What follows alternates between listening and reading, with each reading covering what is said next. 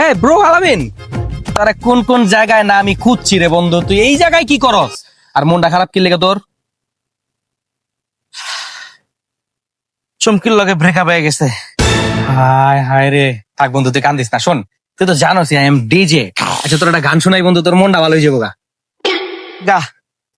তুমি যদি আমাকে কাছে সে ভালোবাসো, তোর কোন কোন জায়গায় ব্যথালো বান্ধবী ললিতা, তোর কোন কোন জায়গায় ব্যথা। এই বেটা তুই যাবি আনতে? যা ভাল লাগে না ফ্রিতে গান শুনেতেছি। আনতে যা তো ভাই যা। আটটা গান ধরি মামা, আরে বেটা আনতে যা।